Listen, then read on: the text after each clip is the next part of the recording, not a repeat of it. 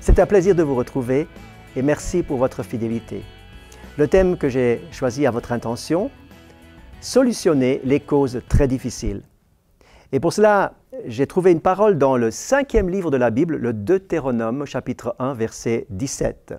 « Lorsque vous trouverez une cause trop difficile, vous la porterez devant moi pour que je l'entende. » C'est une parole que Moïse va donner comme instruction au peuple.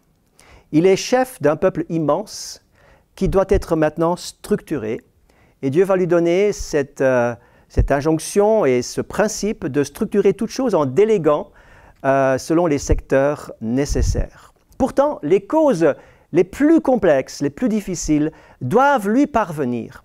Et le message d'aujourd'hui, c'est que toutes les causes impossibles, les dossiers sans solution et sans réponse, les choses qui sont des éléments de souffrance et d'une complexité extrême doivent toujours arriver à la plus haute instance, au Roi des rois, au Seigneur des seigneurs, à celui qui penche son oreille vers vous, à celui qui est attentif aux soupirs de votre cœur, qui vous aime et qui désire entendre votre voix et récupérer votre prière.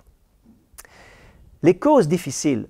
Certaines personnes disent « J'apporte les causes difficiles au Seigneur, mais les autres choses, je les règle moi-même. » Or, Dieu désire avoir une relation permanente avec chacun d'entre nous.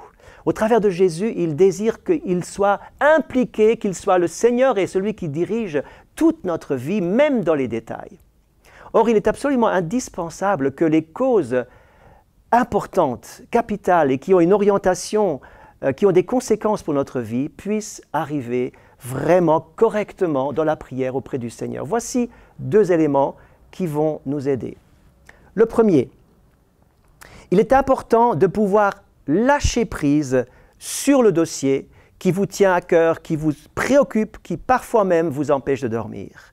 Les causes complexes doivent être abandonnées entièrement entre les mains du Seigneur dans une attitude, dans un réflexe de confiance totale en sachant que Dieu va s'en occuper, que Dieu va prendre la situation en main. Il est compétent pour les questions impossibles. Il est le Dieu de nos impossibilités.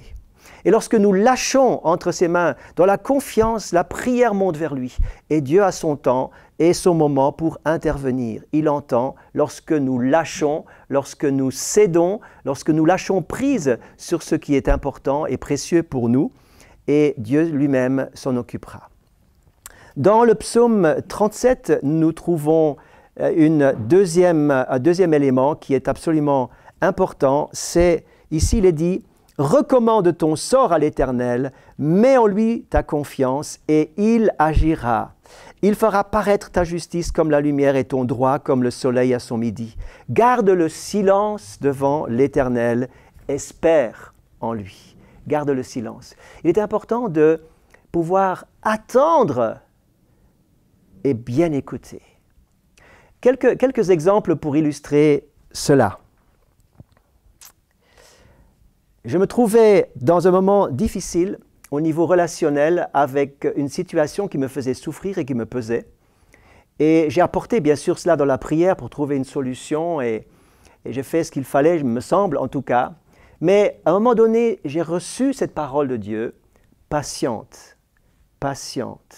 Vous allez me dire, mais c'est un mot ordinaire. Mais lorsque Dieu souligne un mot, lorsque Dieu inspire un mot, lorsque Dieu vous dit quelque chose, il vous donne toujours la force pour le faire, pour le mettre en pratique. J'ai donc patienté, et à un moment donné, de manière souveraine et même miraculeuse, la solution s'est libérée d'elle-même, la solution s'est dégagée. Mais j'ai dû passer par l'école, parfois difficile, de la patience en supportant aussi des choses pénibles pendant ce temps. Mais Dieu est intervenu en son temps dans un dossier complexe. Je pense à cette autre situation où il me fallait trouver une équipe pour un secteur bien défini de l'Église et je ne la trouvais pas. Nous avions une semaine de prière. Durant la semaine, nous avons prié pour un tas de sujets, pour les uns, pour les autres, etc. Et arrive la fin de la semaine autour d'une Sainte Seine qui est toujours un moment particulièrement magnifique, beau, pour terminer un temps de prière intense que nous venons de vivre. Et autour de cette sainte scène, autour de cette communion, de cette table de communion, eh bien, il y a eu un moment de silence. Un moment de silence extraordinaire. Et dans ce moment de silence, j'ai entendu cette voix de Dieu qui me disait « Maintenant, demande ce que tu veux et je te le donnerai. » J'ai dit « Seigneur, il me faut une équipe. Tu vois, j'ai tout essayé. Je ne trouve pas cette équipe qui va s'engager dans tel secteur. Donne-moi une équipe. » J'aimerais vous dire que dès le lendemain, il y a des gens qui se sont proposés et ceux que j'ai interpellés à ce niveau-là ont tous dit oui pour former cette équipe. Il fallait juste que j'attende et que j'entende la voix de Dieu qui me donne le feu vert pour agir en harmonie avec lui. Je pense encore à cette autre situation. C'est un entrepreneur chrétien qui a une entreprise de fruits et légumes et il se demandait s'il fallait investir pour les prochaines années dans l'infrastructure. Et il ne savait pas, donc il a prié pour cela. Et voilà que une nuit, il fait un rêve et il voit un chou, parce qu'il avait aussi dans ses légumes, il y avait aussi des choux, et il voit un chou coupé en deux. Et le lendemain, il se réveille avec cette image qui lui a été donnée dans ce rêve et il conclut que dans la prière, clairement, il fallait faire attention parce que la production allait être coupée en deux, allait être divisée par deux. En effet, ils ont retardé leur investissement car dans l'année qui a suivi, il y a eu des intempéries inattendues, complètement inattendues, qui ont fait baisser très fortement la production et les rentrées d'argent, bien sûr, au point que l'investissement a été reporté. Donc c'est une indication du Seigneur pour des dossiers très difficiles. Peut-être encore une dernière image, une dernière illustration, un exemple de ma propre vie, où à un moment donné, suite à une maladie dans notre enfant, nous avons vraiment voulu prier intensément avec ma femme et on a jeûné et prié tous les soirs pendant un certain temps pour mettre ce temps à part dans la prière.